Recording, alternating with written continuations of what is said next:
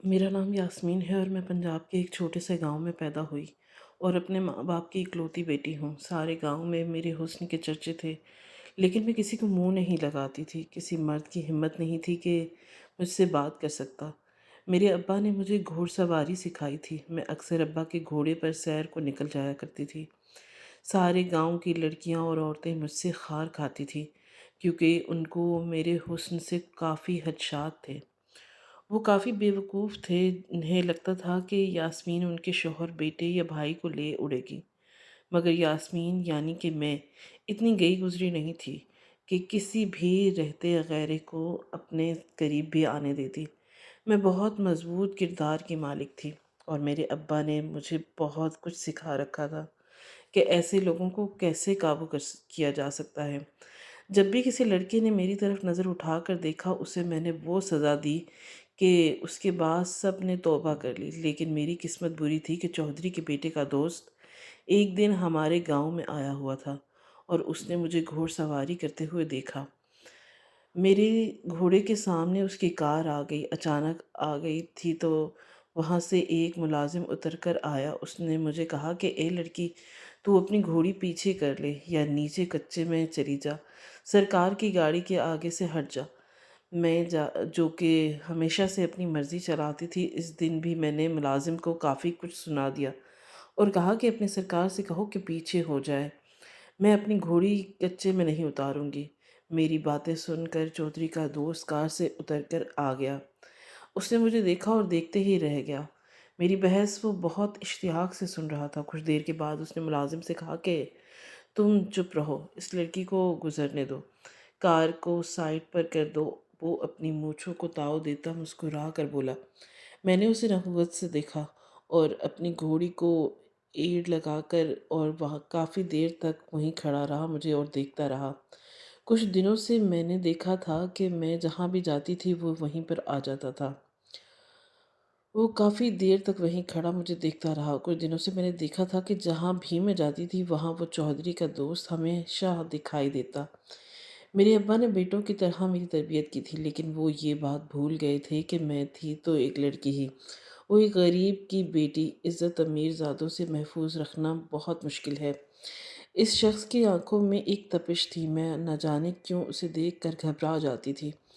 ایک بار اس نے مجھے روک کر نام بھی پوچھا تھا، لیکن میں جلدی سے وہاں سے بھاگ آئی تھی۔ مجھے بہت خوف آ رہا تھا، وہ امیر زادہ تھا اور اس کی بری نظریں تھیں مجھ پر۔ میں کھیتوں سے بھاگتی ہوئی بمشکل گھر پہنچی تھی۔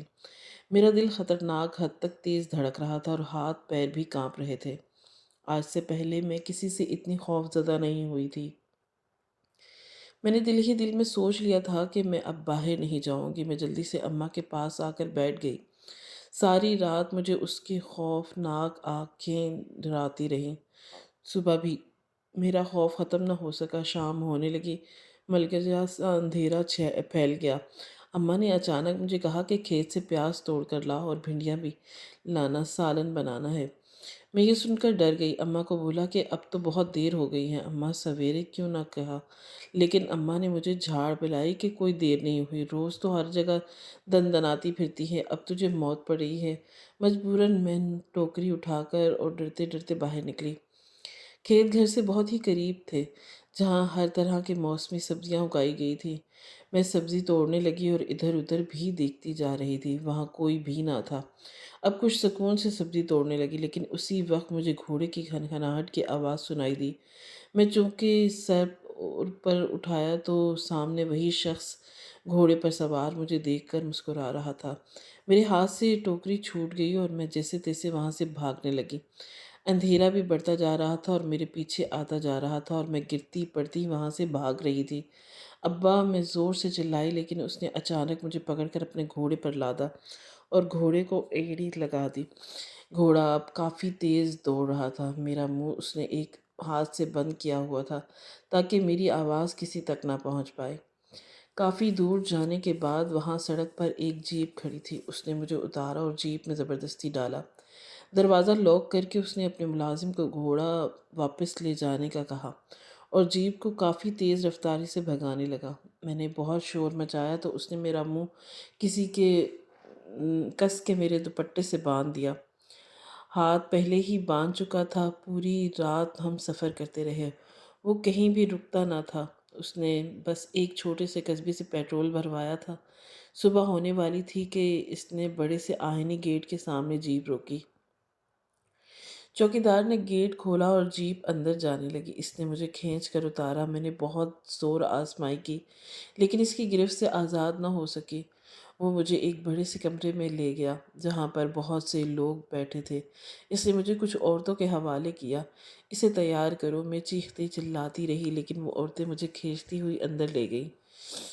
بی بی ہماری بات مان لو، چودھری آپ سے نکاح کرنا چاہتا ہے، ایک عورت نے مجھے کہا تو میں چلا اٹھی، نہیں کروں گی میں اس گھٹیا انسان سے نکاح۔ وہاں 4 عورتیں تھیں اور کافی طاقتور بھی تھیں۔ مجھے ایک نے سمجھایا اگر بی بی آپ تیار نہ ہوئیں نکاح کے لیے تو چودھری آپ کو اپنی داشتہ بنا کے رکھ دے گا، اس لیے بہتر ہے کہ اس کو قسمت کا لکھا سمجھو اور قبول کر لو اور عزت کی زندگی گزارو، ورنہ بنا نکاح کے یہ حرام رشتہ رکھنا پڑے گا۔ اس کی باتوں سے میرے رونگٹے کھڑے ہو گئے۔ میں کیسے یہ سب کر سکتی تھی؟ لیکن سچ تو یہی تھا کہ وہ مجھے اتنی دور لے کر آیا تھا اور اگر میں نے نکاح نہ کیا تو مجھے پھر بھی نہیں چھوڑے گا، اسی لیے مجبوراً میں نے نکاح کی حامی بھری۔ ایک دن میں کیا سے کیا ہو گیا، مجھے اماں ابا کی فکر ہو رہی تھی۔ وہ کتنا رو رہے ہوں گے، تڑپ رہے ہوں گے میری گمشدگی کا سن کر۔ میں روتی رہی اور ظالم شخص جس کا نام بہروز خان تھا اب میرا شوہر بن کر میرا مالک بن گیا تھا۔ یا اللہ، اب میں کیسے اس شخص کے ساتھ زندگی گزاروں گی؟ اب میں چھوٹی چودرانی بن چکی تھی۔ حویلی میں سب میری عزت کرتے اور میرا ہر حکم مانتے تھے۔ بہروز خان مجھ پہ جان چھڑکتا تھا۔ اس کا کہنا تھا کہ اس نے پہلی نظر میں ہی مجھے اپنا دل دے دیا تھا اور میرے بنا جینے کا تصور بھی نہیں کر سکتا تھا۔ میں اس سے سخت نفرت کرتی تھی۔ میں نے کبھی اس کی محبت کا جواب محبت سے نہیں دیا تھا، ہمیشہ اسے دھتکارا تھا، لیکن وہ بھی میرا ایسا دیوانہ ہو چکا تھا کہ میری بے رخی سے کوئی گلہ نہ تھا اور وہ میری ہر ادا پہ مرتا تھا۔ میں اس حویلی کی مالکن ہوتے ہوئے بھی وہاں ایک قیدی تھی۔ کئی بار میں نے کوشش کر کے وہاں سے نکل جاؤں مگر وہاں سے نکلنا ناممکن تھا۔ چاروں طرف خونخوار کتے اور کئی چوکیدار کھڑے رہتے، میں چاہ کے بھی نہ نکل سکی تھی۔ بہروز خان کا خاص ملازم شامیر مجھے عجیب نظروں سے دیکھتا تھا۔ اسے لگتا تھا کہ شاید میں یہاں سے بھاگنے کی کوشش کرتی ہوں۔ ایک دن میں نے اسے اکیلے میں کہا کہ میں اسے منہ مانگی قیمت دوں گی، وہ مجھے یہاں سے بحفاظت نکال لے، کیونکہ سب کچھ اس کے ہاتھ میں تھا، سارے ملازم اس کے نیچے تھے۔ لیکن اس نے مسکرا کے نہ میں گردن ہلائی۔ نہیں بی بی جی، میں یہ غداری نہیں کر سکتا اور میں آپ کی کوئی مدد نہیں کر سکتا۔ آپ میری مالکن ہیں، اس لیے میں آپ کا راز راز رکھوں گا۔ یہ کہہ کر وہ وہاں سے چلا گیا۔ میری ایک سوتن بھی تھی جس کا نام رابعہ تھا۔ وہ کسی بڑے جاگیردار کی بیٹی تھی، سونے سے لدی ہوئی ہوتی تھی، لیکن وہ بانجھ تھی۔ وہ مجھے حقارت کی نظر سے دیکھتی تھی۔ ایک دن میرے منہ پر تھپڑ مارا تھا جب میں نے پلٹ کر اس کی ایک بات کا جواب دیا تھا۔ اس کا کہنا تھا کہ تم جیسی کمی کمین میری برابری کرنا چاہتی ہیں، تم جیسی لڑکیوں کو چودھری اپنی وقت گزاری کے لیے لے کر آتے ہیں حویلی، اور جب دل بھر جاتا ہے تو اسے استعمال کر کے پھینک دیتے ہیں۔ میں اس کی یہ زہریلی باتیں سن رہی تھی۔ وہ سچ کہہ رہی تھی، ہم جیسیوں کی کیا زندگی، بس کسی امیر زادے کا کھلونا ہی تو ہوتی ہے۔ اس دن میں بہت روئی اور مجھے چودھری سے اور سخت نفرت ہونے لگی تھی۔ کسی ملازم نے یہ بات چودھری کو بتائی تو وہ طیش میں آ گیا اور اپنی بیوی کو بہت برا بھلا کہا۔ اس کا کہنا تھا کہ یاسمین میری محبت ہے اور اسے میں کبھی نہیں چھوڑ سکتا۔ اس کی باتوں سے مجھے اور تکلیف ہونے لگی تھی۔ میں بھی ضدی تھی، مجھے اس شخص سے کیسے محبت ہو سکتی تھی جو مجھے زبردستی اٹھا کر لایا تھا۔ کاش کہ وہ عزت سے میرے باپ سے میرا ہاتھ مانگتا، لیکن اس کا کہنا تھا کہ ہمارا رواج ہے، ہمیں جو لڑکی پسند آتی ہے ہم اٹھا کے لے آتے ہیں۔ انہیں دنوں مجھے علم ہوا کہ میں ماں بننے والی ہوں اور یہ کوئی اچھی خبر نہ تھی میرے لیے۔ میں نے ہر ممکن کوشش کی کہ وہ بچہ گر جائے۔ کسی ظالم انسان کا بچہ پیدا کرنے سے اچھا ہے کہ میں مر جاؤں۔ میں اب ہر وقت ایسے مشکل کام کرتی تھی جس سے وہ حمل ضائع ہو جاتا۔ میں نے پانی کی بالٹیاں بھر بھر کے پورا صحن دھو ڈالا۔ ملازم کو کہا کہ میرے کام میں دخل نہ دیا جائے۔ پھر میں نے گھوڑ سواری کی خواہش کی تو بہروز نے گھوڑا میرے حوالے کیا۔ میں کافی دور تک گھوڑے پر گئی، میرے پیچھے چودھری بھی تھے اور اس کے کارندے بھی تھے، لیکن اس سے بھی بچہ نہ گرا نہ ضائع ہوا۔ میں نے اب اپنی سوتن کو کہا کہ تم اگر چاہتی تو کہ تمہاری حیثیت میں فرق نہ آئے تو مجھے حمل ضائع کرنے کی دوائی لا دو، کیونکہ میں ماں بننے والی ہوں، اور اگر میں نے اس حویلی کو وارث دیا تو وہ اس گھر کا مالک ہوگا اور میں اس کی ماں، جب تک کہ تمہاری حیثیت دو کوڑی کی ہو جائے گی۔ میری یہ بات سن کر رابعہ کا چہرہ تاریک ہو گیا تھا۔ اس نے سوچا بھی نہ تھا کہ میں ماں بن سکتی ہوں۔ 2 دن بعد اس نے مجھے دوائی لا دی اور میں نے اسی وقت وہ دوا لے لی۔ دوسری صبح میں درد سے بے حال تھی اور میری چیخوں سے کمرہ گونجنے لگا۔ بہروز نے جلدی ڈاکٹر کو بلایا تو اس نے بتایا کہ میرا حمل ضائع ہو چکا ہے۔ یہ سن کر چودھری نیچے گرتا چلا گیا۔ وہ بہت غمگین تھا کہ اتنے سالوں بعد اسے اولاد ہونے والی تھی اور اس کی لا علمی میں ہی وہ ضائع ہو گیا، کیونکہ وہ چودھری کی میں نے بھنک بھی نہیں لگنے دی تھی کہ میں امید سے ہوں۔ اب وہ نمناک لہجے میں مجھے دلاسا دے رہا تھا اور میں پگلی پریشان مت ہونا، میری شادی کو 10 سال ہو گئے لیکن رابعہ بانجھ تھی تو مجھے یہ سکھ نہ دے سکی، اور تم میری زندگی میں بہار کر کے لے کے آنے والی تھی۔ اب میری اولاد ہوگی تجھ سے، اور یہ ضائع ہو گیا تو اللہ اور دے گا۔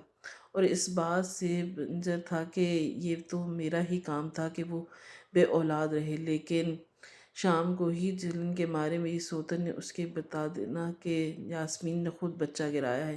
یہ سننا تھا کہ بہروز آپے سے باہر ہو گیا۔ اس نے میری بال پکڑ کر پوچھا کہ یہ کیا کیا ہے؟ میں نے بھی ڈھیٹ بن کر کہا کہ ہاں یہ سچ کہتی ہے، مجھے تیری اولاد پیدا نہیں کرنی۔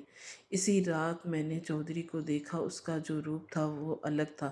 کمرہ بند کر کے اس نے مجھے کوڑے سے مارنا شروع کیا، ہر طرح کی گالیاں دی اور میں بس چپ چاپ مار کھاتی رہی۔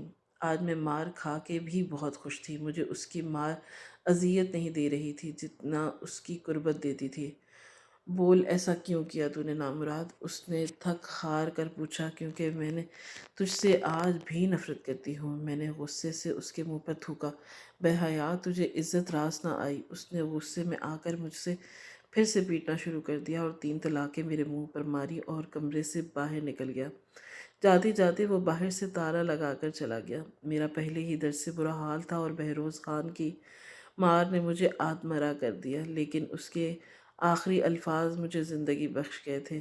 مجھے اپنے کانوں پر یقین نہیں آ رہا تھا کہ واقعی وہ مجھے اس زبردستی کے بندھن سے آزاد کر گیا ہے۔ میں بہت خوش تھی، لیکن یہ خوشی بھی مجھے نصیب نہ ہوئی۔ 2 دن بعد بہروز میرے کمرے میں آیا اور میرے لیے کھانا لایا تھا۔ اس نے میرے زخموں پر مرہم لگانا شروع کیا تو میں نے اسے خود سے دور ہٹنے کا کہا۔ بھول گئے کیا تم مجھے طلاق دے چکے ہو؟ میرے کہنے پر وہ اچانک میرے قدموں میں بیٹھ گیا۔ یاسمین، مجھے معاف کر دو، میں بہت محبت کرتا ہوں تم سے، تمہارے بنا نہیں رہ سکتا۔ اور وہ رونے لگا۔ میں نے نفرت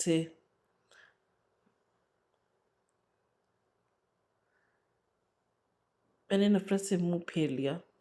اب کچھ نہیں ہو سکتا، تم مجھے طلاق دے چکے ہو۔ میری بات سن کر وہ چپ ہو گیا۔ اب روز میرے لیے کھانا پھل وغیرہ لاتا لیکن زیادہ دیر بیٹھتا نہ۔ اس نے مجھے کمرے میں قید کر لیا تھا۔ میں چپ تھی، صرف عدت گزرنے کا انتظار کر رہی تھی۔ جس دن میری عدت ختم ہوتی میں اس کو منتیں کر کے منا لیتی کہ مجھے جانے دے، لیکن یہ بھی میری بھول تھی۔ میری عدت ختم ہوتے ہی وہ آیا اور مجھے کہا کہ میں نے اپنے خاص ملازم شامیر سے بات کر لی ہے، وہ تم سے نکاح کر لے گا اور دوسرے دن تمہیں طلاق دے دے گا، اور پھر عدت گزرنے کے بعد ہم نکاح کر لیں گے۔ اس نے جیسے میرے اوپر بم پھوڑا تھا۔ میں جو یہاں سے نکلنے کے خواب دیکھ رہی تھی اور وہ مجھے پھر سے قید کرنا چاہتا تھا، اس نے بتایا کہ حویلی میں کسی کو خبر نہیں ہے کہ طلاق کی، اس لیے اس نے مجھے قید کر کے رکھا تھا تاکہ میں کسی کو بتا نہ پاؤں۔ وہ اپنی بات کہہ کر چلا گیا اور میں ساری رات انگاروں پر لوٹتی رہی، لیکن بہت سوچ بچار کے بعد میں اسے نتیجے پر پہنچی تھی کہ شامیر سے شادی میری نجات کا ذریعہ بن سکتی ہے۔ ویسے بھی میں کچھ نہیں کر سکتی تھی۔ دوسرے دن وہ مجھے حویلی کے پیچھے بنے چھوٹے سے کمرے میں لے گیا جو کہ شامیر کا کمرہ تھا۔ وہاں ایک مولوی صاحب بیٹھے تھے جس نے ہمارا نکاح پڑھایا اور اب چودھری دل پہ پتھر رکھ کر مجھے شامیر کے حوالے کر کے گیا تھا۔ میں جو کمرے میں اس کا انتظار کر رہی تھی، شامیر کے محبت بھرے لہجے پہ میں پڑ گئی۔ مجھے لگا تھا کہ وہ اپنے مالک کا لحاظ کرے گا، لیکن اس نے تو آتے ہی مجھ سے اظہار محبت کر دیا۔ اس نے کہا کہ وہ پہلے دن سے ہی مجھ پر فدا ہو گیا تھا جب چودھری مجھے یہاں لے کر آیا تھا، لیکن وہ چپ تھا کہ وہ غلام تھا، لیکن اس نے سوچا بھی نہ تھا کہ کبھی میں اس کی دلہن بن سکتی ہوں۔ شامیر غریب تھا، لیکن مجھے اس کی بیوی بنتے ہوئے کوئی افسوس نہ تھا۔ میں نے دیکھا کہ وہ مجھے پسند کرتا ہے، تو میں نے اسے کہا کہ شامیر، میں ہمیشہ تمہاری بیوی بننا پسند کروں گی، بجائے اس کے کہ تم مجھے پھر سے چودھری کے حوالے کر دو۔ وہ میری بات سن کر حیران تھا۔ ہاں شامیر، میں نے مسکرا کر اسے دیکھا تو وہ اپنے دل پہ ہاتھ رکھ کر بولا، دیکھو ذرا، میرا دل بے قابو ہو رہا ہے، کہیں تم مذاق تو نہیں کر رہی؟